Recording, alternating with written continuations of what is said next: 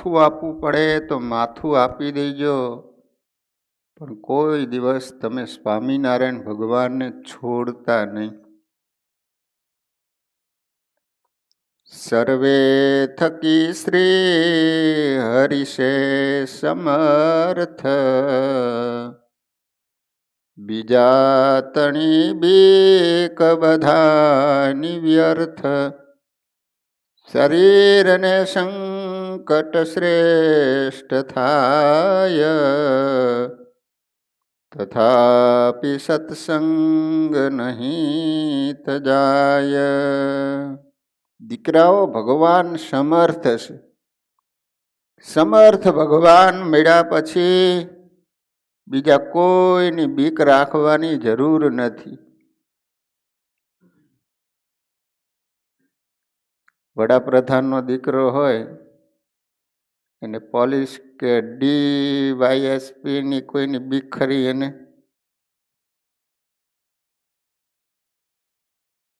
ગુણાતીતાનંદ સ્વામીએ વાતોમાં લખ્યું કે રાજાનો કુંવર હોય ને એને નીચ જ્ઞાતિનો છોકરો હોય એ કોઈ દી લાફો મારી શકે? એમ આપણને કોણ મળ્યા છે? આપણને સર્વોપરી સ્વામિનારાયણ ભગવાન મળ્યા છીએ, એનો આપણને ગર્વ હોવો જોઈએ કે આવા સમર્થ ધણીનો આપણને આશ્રય છે. પછી કોઈની બીક રાખવાની જરૂર નથી. એક ભીખ માગીને પેટ ભરનારો પુરુષ હોય ને, એક સામાન્ય મહિલા એનો હાથ ઝાલે અને એમ કહે કે આજથી તમારી શું, તો ભલે એ ભીખ માગીને પેટ ભરતો હોય છતાંય પણ ઓલી નારી છે ને નિર્ભયપણે રહેતી હોય, પોતે માનતી હોય કે મારો ધણી બેઠો છે, કોઈની તાકાત નહીં કે મને આંગળી પણ અડાડી શકે.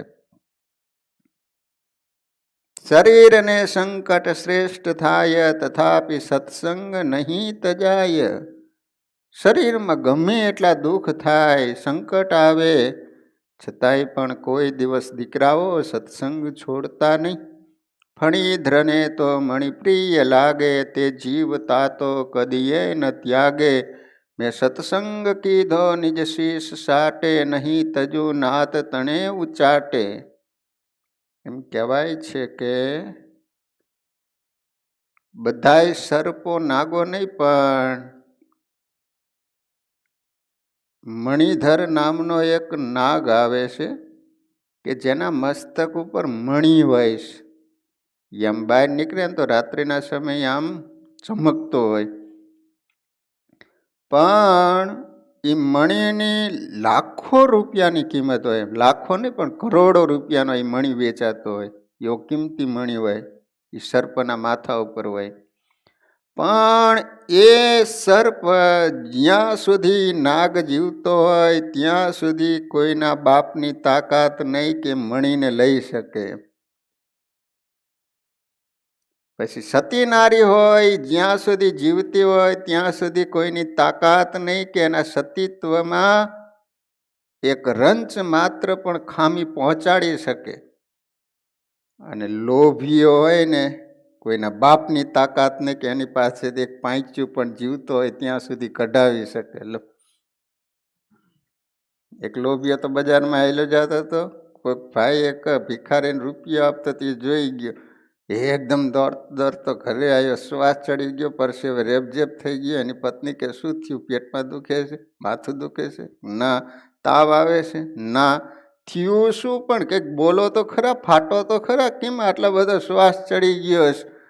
તો કહે છે કે કંઈ નહીં, એક માણસ છે એને રૂપિયો આપતો હતો, એ જોઈ ગયો ને એટલે. હવે આની પાસે જે કહેવાય કે મંદિર થાય છે, તમે આમાં કંઈક લખાવો એમ.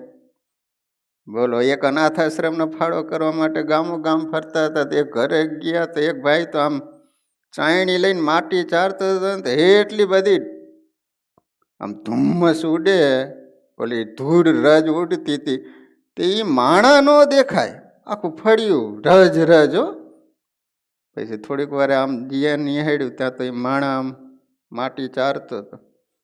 એટલે ઓલા અનાથ આશ્રમનો ફાળો કરવાવાળા આવ્યા હતા. એટલે કહે છે કે શું આ બધું ડમરી ચડાવી છે? બીજું કાંઈ નહીં, અમારા છોકરાએ દહકું ખોઈ નાખ્યું છે ને તે એને ગોતું છું એમ.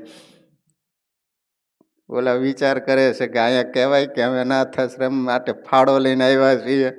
એક દહકું ખોવાઈ ગયું હોય તો આટલું કરતો હોય તો બીજા ઘરે ગયા તો કહે છે કે અનાથાશ્રમનો ફાળો માટે કંઈક લખાવો દો. તો કે આ 2 છોકરા લઈ જાઓ કે. પછી તો એ માણસો ત્યાંથી વરી જ ગયા. એમ કહેવાનું કે લોભીઓ હોય જ્યાં સુધી જીવતો હોય ત્યાં સુધી કોઈની બાપની તાકાત નહીં કે એની પાસેથી પાંચ્યું પણ કઢાવી શકે. એમ જેને સત્સંગ મળ્યો છે એને જ્યાં સુધી જીવતો હોય ત્યાં સુધી કોઈની તાકાત નહીં કે સત્સંગને છોડાવી શકે. જો કોઈ રાજા કદી કાંધ મારે, જો લોક ધિક્કાર ઘણા ઉચ્ચાટે, સંબંધી સર્વે પ્રતિકૂળ થાય, તથાપિ સત્સંગ નહીં તજાય.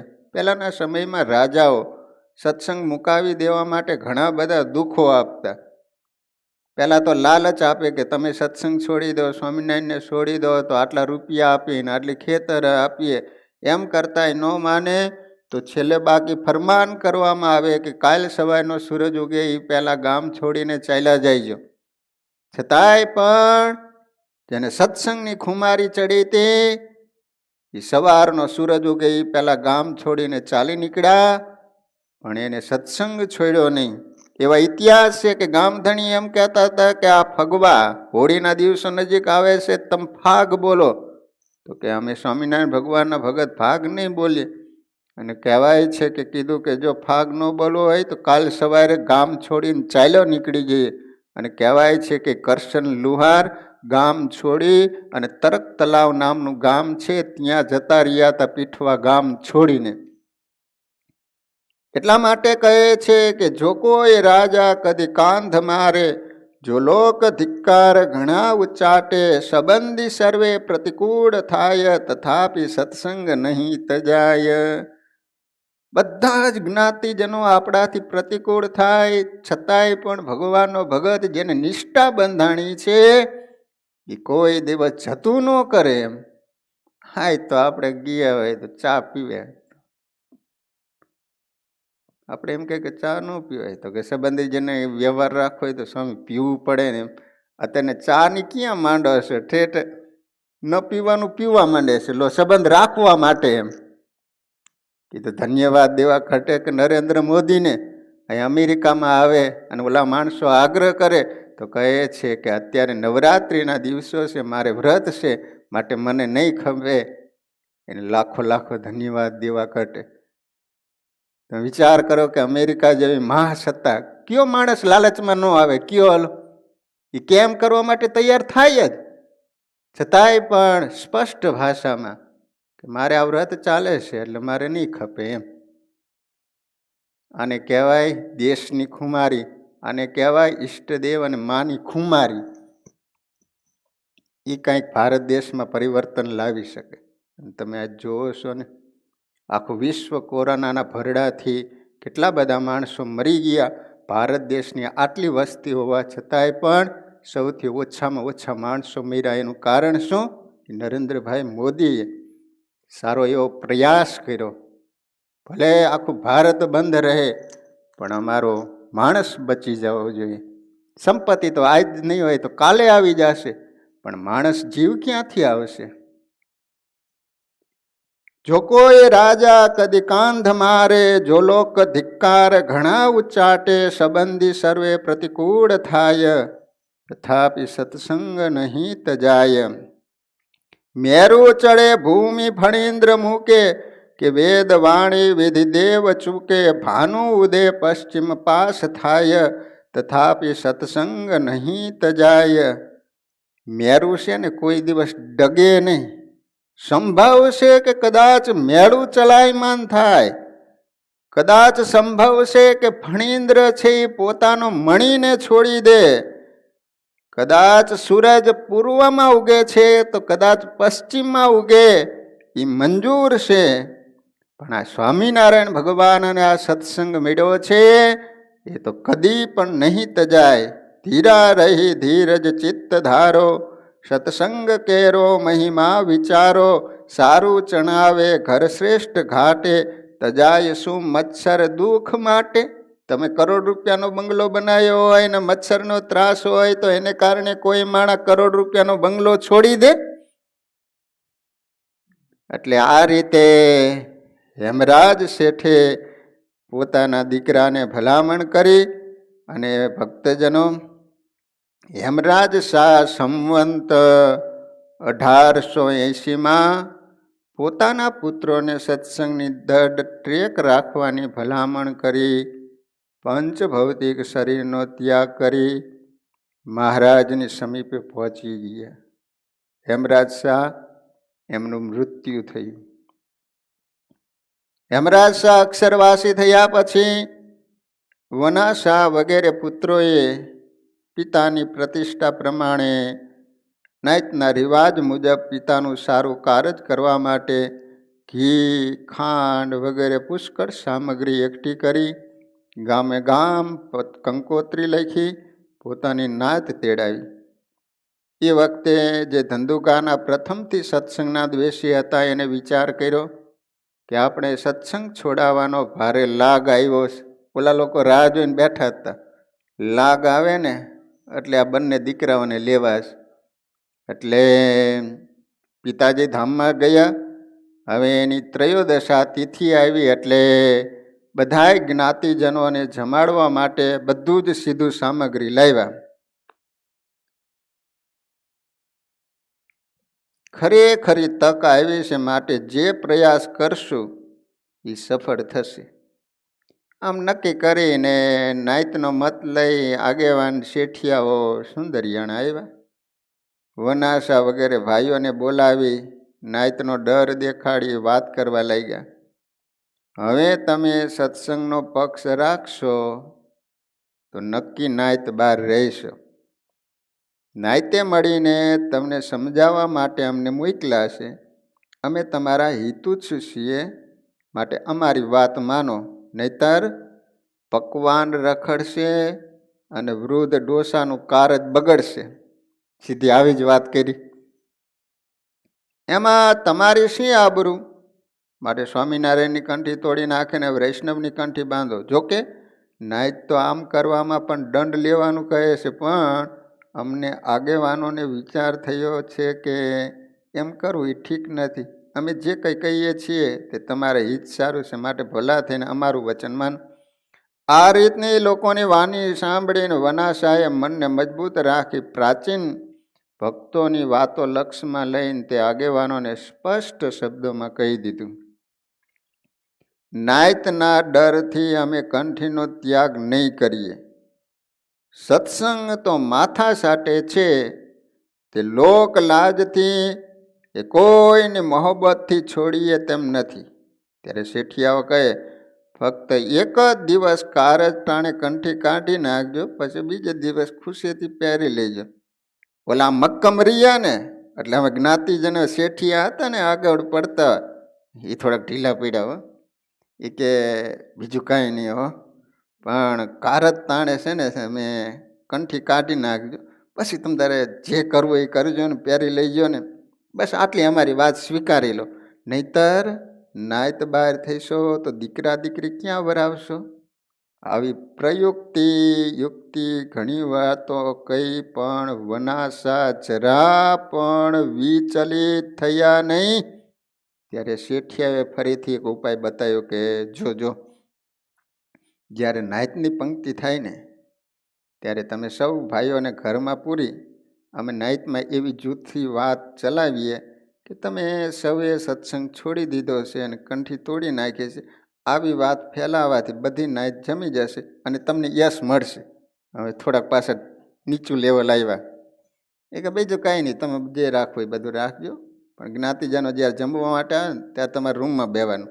અમે બહાર આવી વાતું કરશું બધાને કે એને સત્સંગ છોડી દીધો છે, કંઠી અમે કાઢી નાખી છે, તમે બધા જમી લો. એટલે જમીન જતા રહેશે, પછી તમારે જે કરવું એ કરજો ને, માટે આટલી વાત માનો.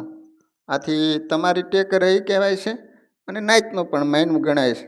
પછી વનાસાએ કહ્યું, તમારી બધી યુક્તિઓ જાણી લીધી.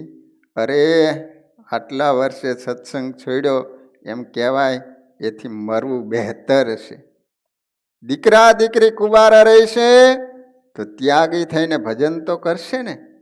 એમાં તો ઉલટું એનું ભલું થશે. આ જગતમાં શું માલશે? એક દિવસ પરાયણે બધું છોડવું જ પડશે, ત્યારે બહુ દુઃખ થશે. માટે અત્યારથી સમજીને છોડી દઈએ તો સર્વ પ્રકારે સુખ શાંતિ થઈ જાય. પ્રગટ ભગવાનનું સાચું જ્ઞાન અમારા હૃદયમાં પેસી ગયું છે. તેથી આ લોકના ગમે એવા દુઃખ આવે એને અમે દુઃખ માનતા નથી. મોક્ષ બગડે એ જ મોટું દુઃખ છે. આ આપણા પૂર્વજોની વિચારસરણી હતી. લો, આજે મોક્ષની કાંઈ નથી પડી. અત્યારે તો આ લોકમાં હે જલસા થાય, વધુ રૂપિયા મળે, એના માટે જે કરવું એ કરો. મર્યા પછી શું? કોઈને ચિંતા છે કયો? કોઈને નથી કે મોક્ષનું શું. એમ આપણા પૂર્વજોને એમ હતું કે આ લોકનું તો જે બગડવું હોય ભલે બગડતું હોય, પણ મોક્ષ ન બગડવો જોઈએ. કાલ હવે આ લોકને છોડીને જવાનું. સામે દુઃખનો કેટલો કોઈ દી એન્ડ નહીં આવે. એમ કેટલા જન્મો ધારણ કરવા પડશે, કેટલું દુઃખ વેઠવું પડશે. એના કરતાં એક જન્મમાં થોડું ઘણું દુઃખ વેઠીને પછી તો પરમ શાંતિ, ભગવાનના સાનિધ્યમાં પહોંચ્યા પછી કેટલી શાંતિ. આ લોકના તો આમ તમને આમ નરક જેવા લાગે સુખ. ભગવાનની મૂર્તિની અક્ષરધામનું જે સુખ છે એના માટે આ લોકના દુઃખ, આ લોકના સુખોને છોડવા પડે. તો કહે છે કે મોક્ષ બગડે એ જ મોટું દુઃખ છે. પરંતુ એ તો અમારો થઈ ચૂક્યો છે, એથી અમારા મનમાં આઠે પોર આનંદ છે. આ રીતની વનાસાની વાણી શ્રવણ કરીને પેલા શેઠિયાઓ રીસાઈને ચાલી નીકળ્યા. ધંધુકા જઈને એને ગામો ગામ કાગળ લખી નાખ્યા, એ જે કોઈ હમરાસાના કારજમાં જમવા જશે તો એ નાત બહાર ગણાય છે. આવી જાહેરાત કરી દીધી. આવો નાતનો પાકો નિર્ણય જાણી કોઈ જમવા ગયું નહીં. અને વિક્રમ સંવંત 1880ની સાલથી વનાસા પુંજાસાનું આખું કુટુંબ સત્સંગ અર્થે નાત બહાર મૂકવામાં આવ્યું. હઠે ભરાયેલી નાત હેમરાજ શાહના કારજમાં જમવા ન આવી. ભક્તજનો બધાય માટેનું સીધું લાવેલા હતા. રસોઈ બનાવી તૈયાર થઈ ગઈ અને આ લોકોએ ના પાડી દીધી. જો તમારે સત્સંગ રાખવો હોય અમે જમવા માટે નહીં આવીએ. શું કરવું? છતાંય દીકરાઓને કોઈ પણ પ્રકારનો શોક કે દુઃખ ન થયું, જેવી ભગવાનની ઈચ્છા.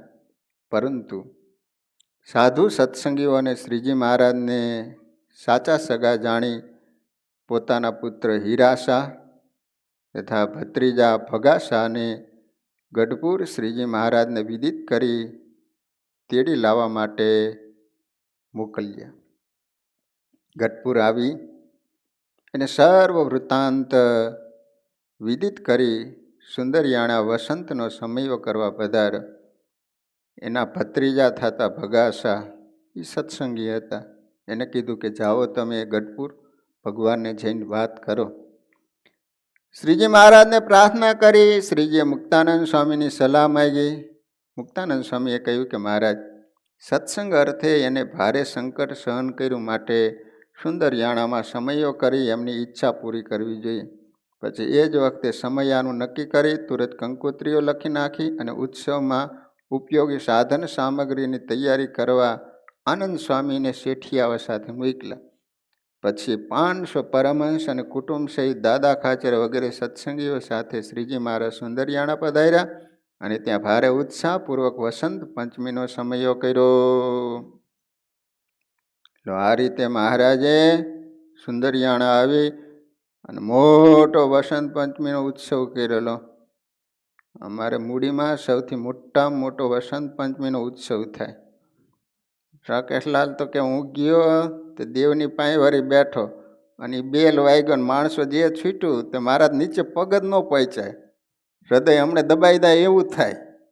કારણ કે એટલું બધું માણસોનું આમાં જાણે હિલોડો ચડે ને, એક જ હિલોડે તમે બારા.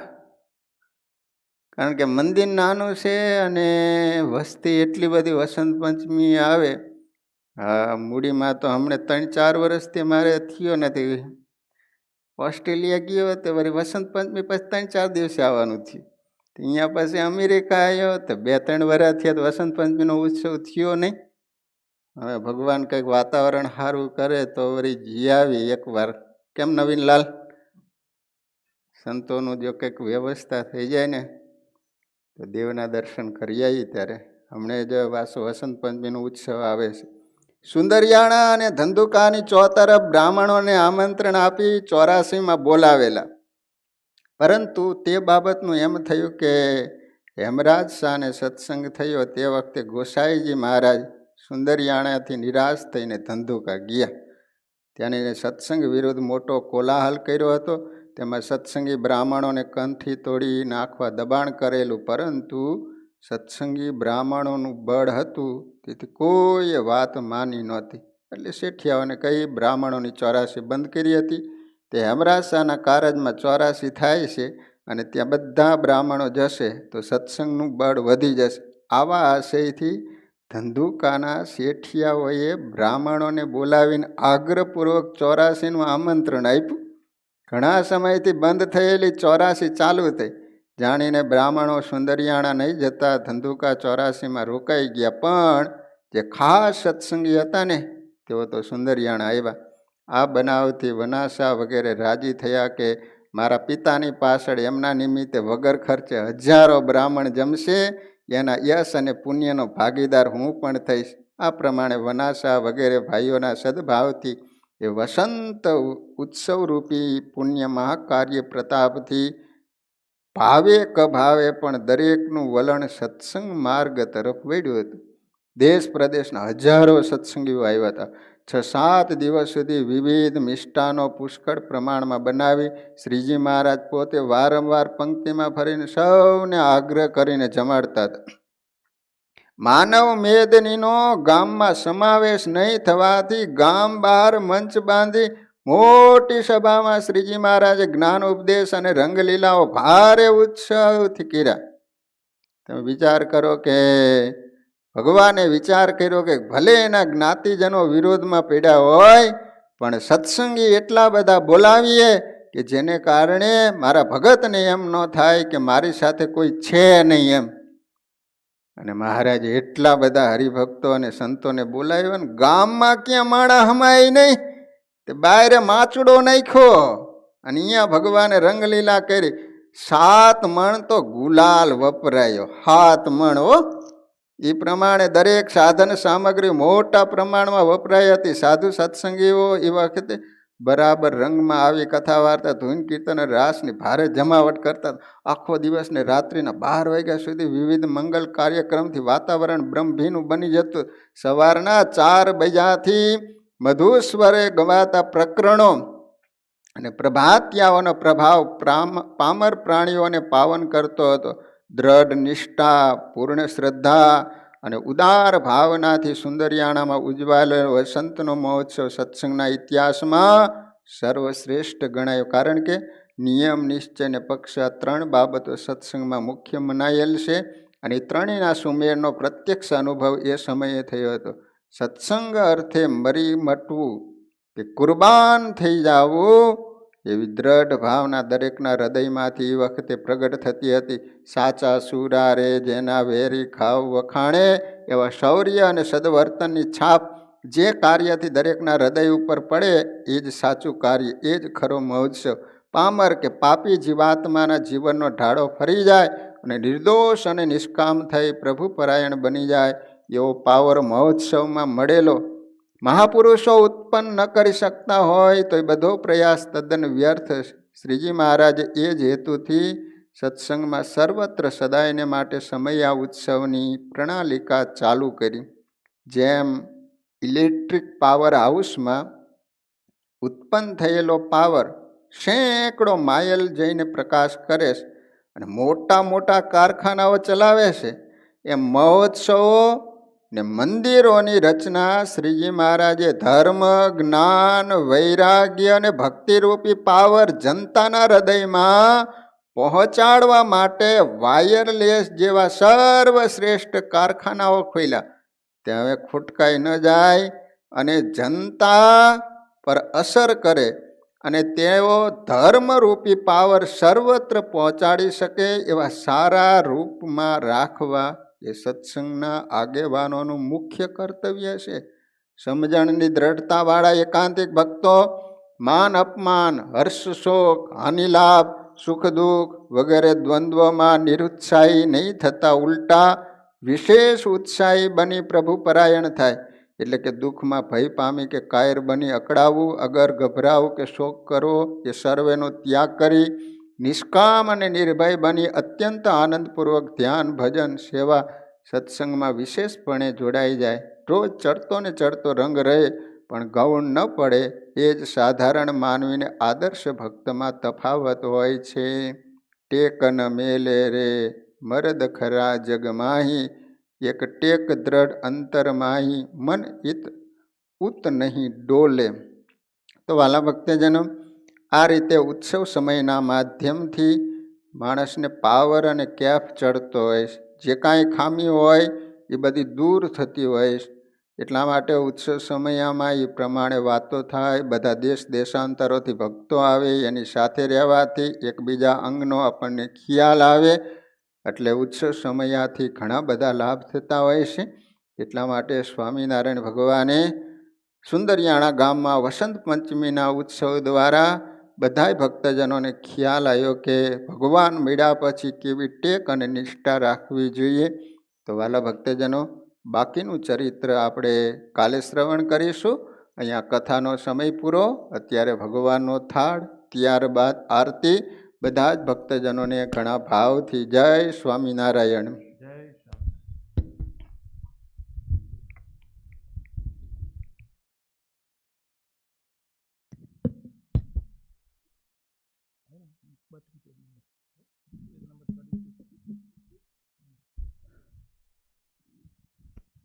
જમુને ગોપીનાથજી સુંદર લાડુ રે, જમુને ગોપીનાથજી સુંદર લાડુ રે, જમુને ઘન શ્યામજી સુંદર લાડુ રે, જમુને ઘન શ્યામજી સુંદર લાડુ રે.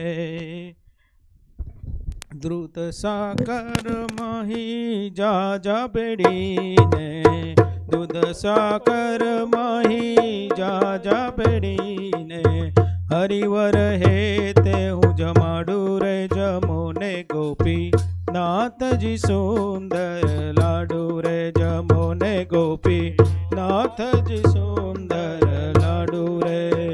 જગજીવન મારે હાથે જમો તો, જગજીવન મારે હાથે જમો તો, ઘણું ઘણું માનીશું સપાડું રે, જમુને ગોપી નાથજી સુંદર લાડુ રે, જમુને ગોપી નાથજી સુંદર લાડુ રે. સુંદર મુખડું હું જમતા રે જોવું, સુંદર મુખડું જમતા રે જોવું, થાય મારા અંતરમાં હિટાડું રે, જમુને ગોપી નાથજી સુંદર લાડુ રે, જમુને ઘન શ્યામજી સુંદર લાડુ રે, જમુને ઘન શ્યામજી સુંદર લાડુ રે.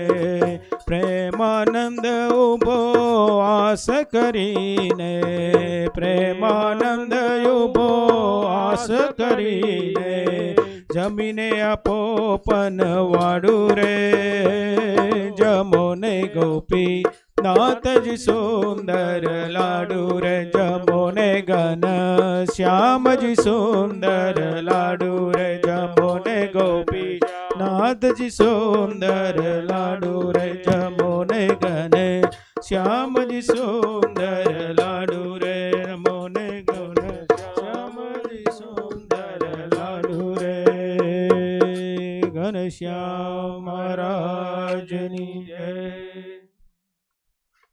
સ્વામિનારાયણ સ્વામિનારાયણ સ્વામિનારાયણ સ્વામિનારાયણ સ્વામિનારાયણ સ્વામિનારાયણ સ્વામિનારાયણ સ્વામિનારાયણ સ્વામિનારાયણ. ઘનશ્યામ મહારાજની જય. સદગુરુ સ્વામી પ્રભુ જય સદગુરુ સ્વામી સહજાનંદ દયાળુ સહજાનંદ દયાળુ બળવંત બહુનામી પ્રભુ જય સદગુરુ સ્વામી ચરણ સરોજ તમારા વંદો કર જોડે પ્રભુ વંદો કર જોડી ચરણે શીશ ધર્યાથી ચરણે શીશ ધર્યાથી દુઃખના ખ્યાતોડી પ્રભુ જય સદગુરુ સ્વામી નારાયણ નરબ્રહ્મા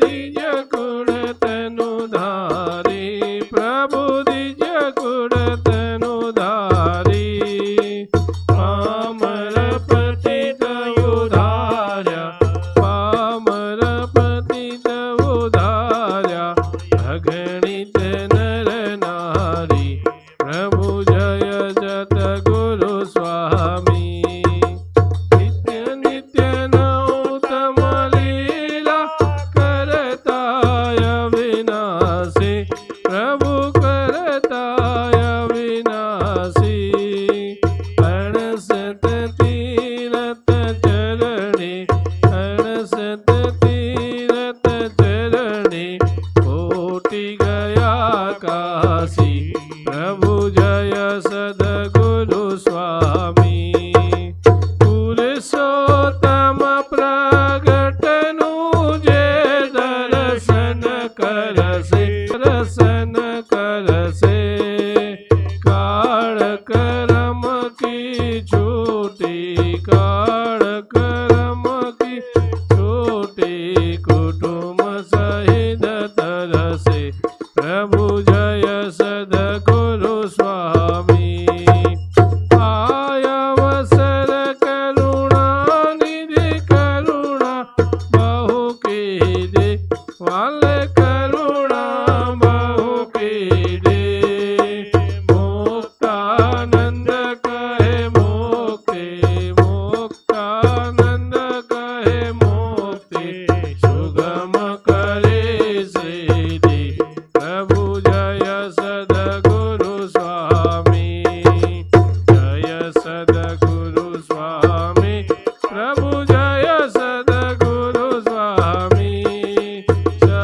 સહજાનંદ દયાળુ સહજાનંદ દયાળુ બળવંત બહુનામી પ્રભુ જય સદગુરુ સ્વામી પ્રભુ જય સદગુરુ સ્વામી પ્રભુ જય સદગુરુ સ્વામી સજાન સ્વામી મહારાજની જય રામ વિશ્વેશ છો સકળ વેશ વિધાતા દાતા તમે સકળ મંગળ શાંતિ દાતા માટે તમારું કરુણા નિધિ સત્ય નામ કરું પ્રણામ અજ્ઞાન પાશ કરુણા કરી કાપી નાખો નીચે પ્રભુ તવ પદે મમ વૃત્તિ રાખો ભક્તોનું પાલન કરો પ્રભુ સર્વયામો સાષ્ટાંગનાથ તમને કરું પ્રણામો જે ઉત્પત્તિ તથા સ્થિતિ લય કરે વેદો સ્તુતિ ઉચ્ચરે જેના રોમ સુછેદ્રમાયણુ સમા બ્રહ્માંડ કોટી ફરે માયા કાળ રવિ શશી સુરગણો આજ્ઞાન લોપેક્ષણ એવા અક્ષરધામના અધિપતિ શ્રી સ્વામિનારાયણ. આવે અક્ષરધામ તે અવનિમાં જે દેહધારી થયા, આપ્યા સુખ અપાર ભક્ત જનને દિલે ધરીને દયા. કીધા ચારુ ચરિત્ર જ્ઞાન કરવા જેણે કરુણા કરી, વંદો મંગલ મૂર્તિ ઉરધરી સર્વોપરી શ્રી હરિ. જન્મ્યા કૌશલ દેશ વેશ ભટુનો, લય તીર્થમાં હે ફર્યા, રામાનંદ મળ્યા સધર્મ ચલવ્યો, યજ્ઞાદિ મોટા કર્યા. મોટા ધામ રચારયા ગઢપુરે, બેદેશ ગાદી કરી, અંતર ધ્યાન દયા લીલા હરિતણી સંક્ષિપ્તમાં ઉચ્ચરી. ત્વમેવ માતા ચ પિતા ત્વમેવ, ત્વમેવ બંધુ ચ સખા ત્વમેવ, ત્વમેવ વિદ્યા દ્રવિણં ત્વમેવ, ત્વમેવ સર્વં મમ દેવ દેવ. નિજાશ્રિદાનં સકલાર્તિહંતાં, સધર્મ ભક્તિરવિનં વિધાતા. દાતા સુખાનાં મનસેષિતાનાં, તનોત કૃષ્ણો કિલ મંગલમ નમઃ. શ્રી ઘનશ્યામ મહારાજની જય. રાધા કૃષ્ણ દેવની જય. શ્રી નરનારાયણ દેવની જય. શ્રી લક્ષ્મી નારાયણ દેવની જય. શ્રી રેવતી બળદેવજી મહારાજની જય. શ્રી ધર્મદેવ ભક્તિ માતા હરિકૃષ્ણ મહારાજની જય. શ્રી સ્વામિનારાયણ ભગવાનની જય. શ્રી સિયાવર રામચંદ્ર ભગવાનની જય. શ્રી સૂર્યનારાયણ દેવની જય. શ્રી ઉમાપતિ મહાદેવની જય. શ્રી ઉમિયા માત કી જય. શ્રી વિઘ્ન વિનાયક દેવની જય. શ્રી કષ્ટભંજન દેવ હનુમાનજી મહારાજની જય. શ્રી 500 પરમહંસની જય. આદિ આચાર્ય શ્રી અયોધ્યા પ્રસાદજી મહારાજની જય.